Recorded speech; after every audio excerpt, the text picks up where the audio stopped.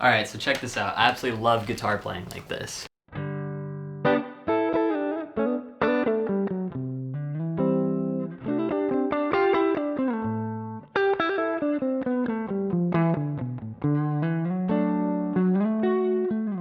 So the reality is, playing guitar like that is not that difficult. And when we think of the greatest guitar players of all time, they often get looked at for their amazing lead playing and anthemic solos, but none of that would be possible without their dynamic rhythm playing. So in this lesson, we're going to look at the rhythm playing of guitarists like Jimi Hendrix, John Mayer, and John Frusciante. My name's Jesse Glick. This is a 5-Minute Monday. Let's get into it.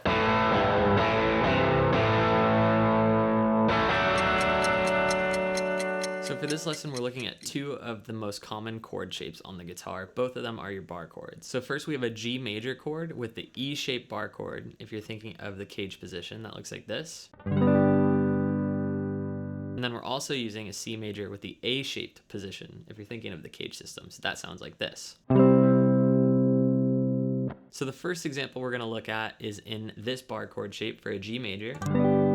And remember, for this lesson, no matter where you are on the neck, if you're playing this style of bar chord, it will work. So there's two main things I want to show you coming out of this shape. And both of them rely on the major pentatonic scale. So if we're playing this G major bar chord, you can slide from the 3rd fret to the 5th fret to the 7th fret. And then you also have the 5th fret of the A string to the 7th, 5th fret of the D string to the 7th, and back down. So if you're playing that chord, you can do something like this.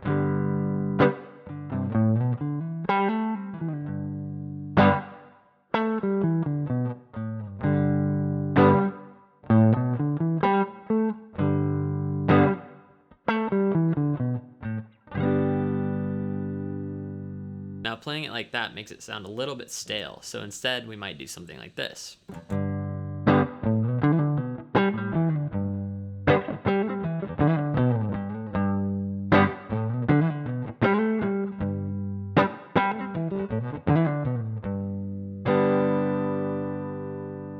So the next shape we have coming out of this G bar chord happens on the higher register. So we're going to go to the high E string and the B string of the guitar, and we're going to bar on the 3rd fret. And then we're going to hammer onto the 5th fret of the B string. So that sounds like this.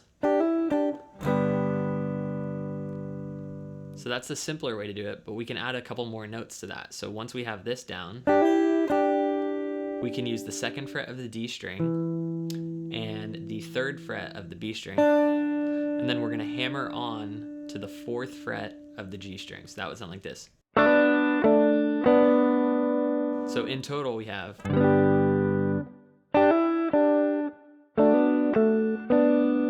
And what's cool about here is now I can slide my ring finger up another fret and off, and then back to the bar chord. So all together you might have something like this.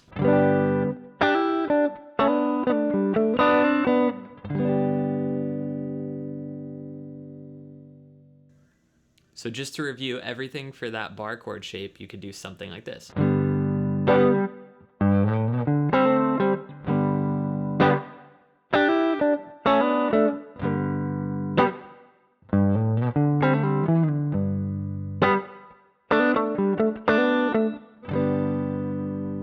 And remember that these chord shapes are movable, so if instead I wanted to do it here on the 7th fret, the same rule applies.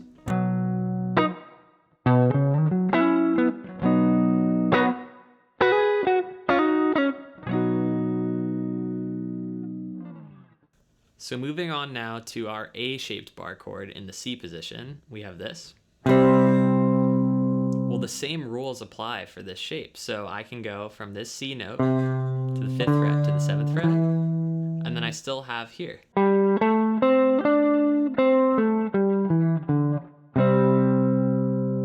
So in some musical context, you could do the same thing I was doing on the G bar chord here.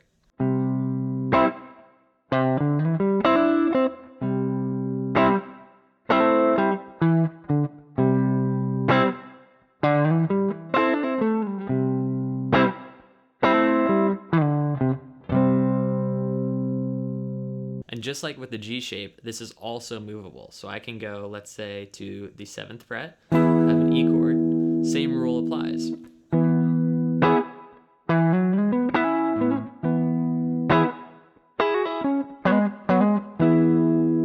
And that's where you hear songs like this.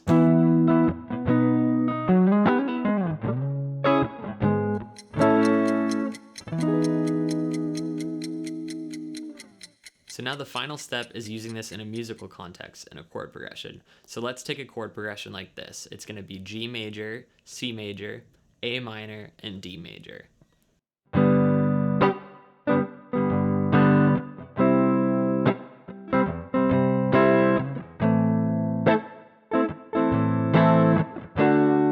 going to use all of those techniques.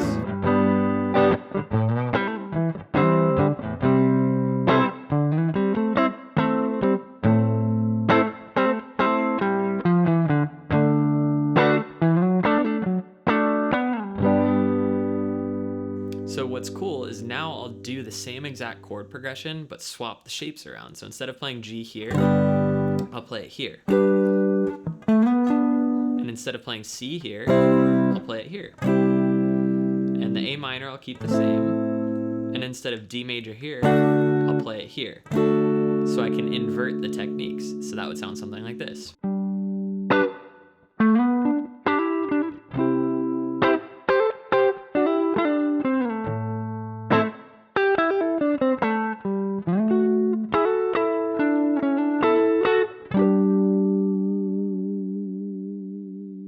So once you implement a technique like this into your playing, you'll see so many doors start to open, and it will improve your lead playing, because all of a sudden when you're playing your typical pentatonic scale or your major scale, you'll see these chord shapes interlocked with it, and you can start experimenting with that rhythm idea into your solos. So give that a try, and let me know if there are any other guitar players you know that use these techniques, because I can think of quite a few.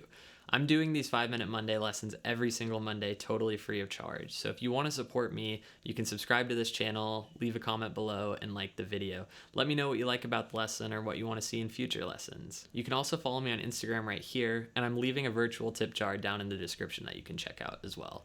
But for now, my name is Jesse Glick. That was a 5-minute Monday, and I'll see you in the next one.